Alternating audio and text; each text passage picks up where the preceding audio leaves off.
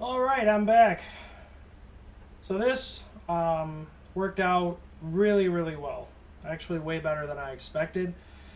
I'm really glad it paid off. If you're not aware, Giant Loop gear is definitely on the premium end of the market as far as cost and quality, or so I've read. I don't have enough experience to really speak to that. Same thing with Kriega, actually. So I took a pretty big gamble going this route. I'm hoping that I can get many years out of this gear. What I've got now is everything is in here. The route I went with the Kriega backpack was bulky things that didn't weigh a lot. I actually just weighed this, and everything in it, and including the pack itself, is just barely 10 pounds, which is not bad on the back at all. Once I add the water, that's going to add another 4. That'll put me at about 14 pounds.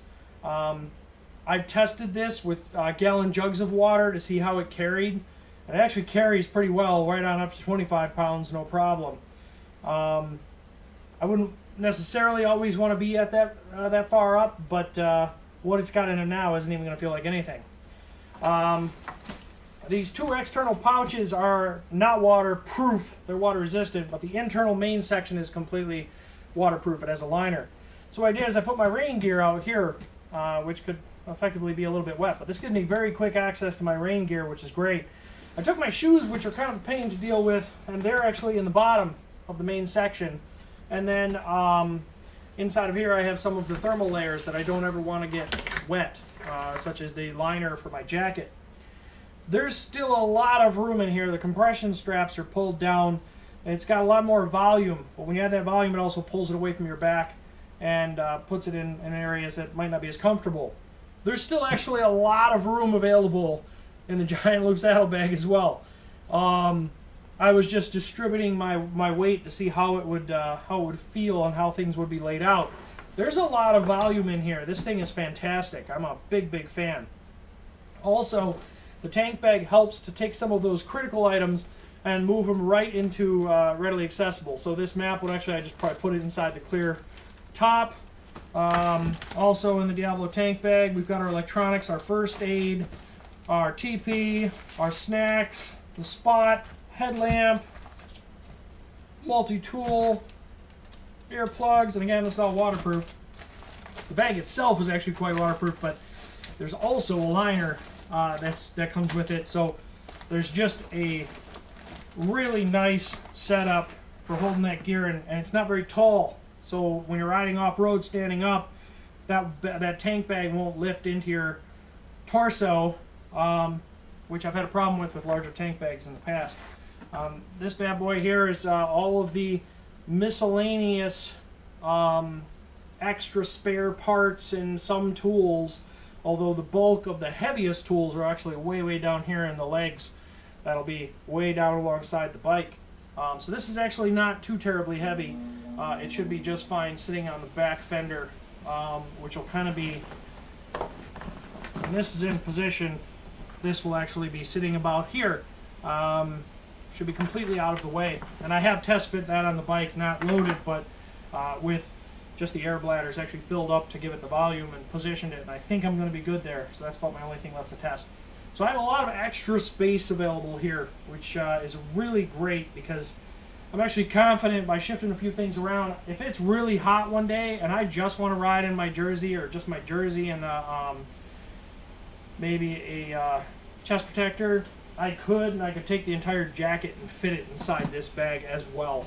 So if I happen to get a strangely hot day and I want to risk my, safety aspects, when I was a kid, I rode with t-shirt and jeans all the time, so it's not exactly all that crazy for me to say, well, it's too hot today, I'll go slower and just wear a jersey and maybe a chest protector or whatnot. But I have that option. With my other luggage setup, my far less expensive luggage setup, I didn't have much flexibility. Anything else had to be added on the outside. I don't need any extra bags on any of this. I mentioned the chair before. The chair is in here too.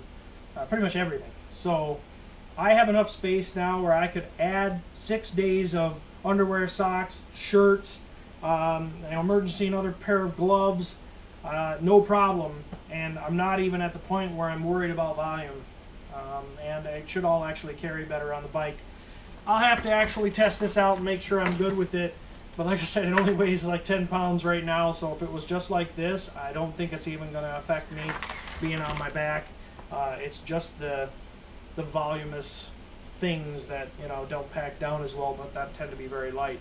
Might also try, the sleeping bag isn't in here, you know, sleeping bag, everything's all in here. It was just, you know, my shoes and that thermal layer in the main compartment there. So lots of flexibility with this option, and pretty much unlimited amount of time that I could be on the trail, obviously with resupplies and all of that.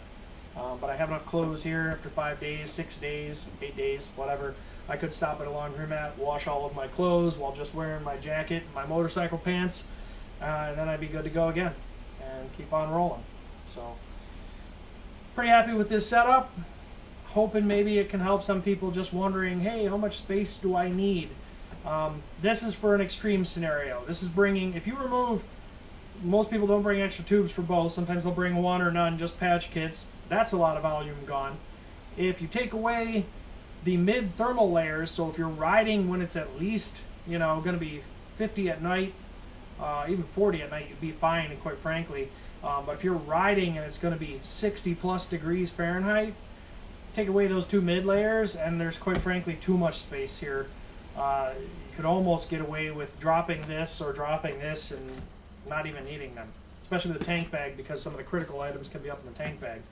So for a quick weekend just camping for a night or two, I would be able to eliminate one of these big bags, and that's pretty fantastic. So this is a much better setup and pretty much covers all of my needs. I hope I'll know more this year. I'll try and do a review at the end of the year of just how all the gear is performing, or if I break anything along the way, I'll try and throw something up. Anyway, that's all I wanted to cover. Thanks for watching. Proto Adventure out.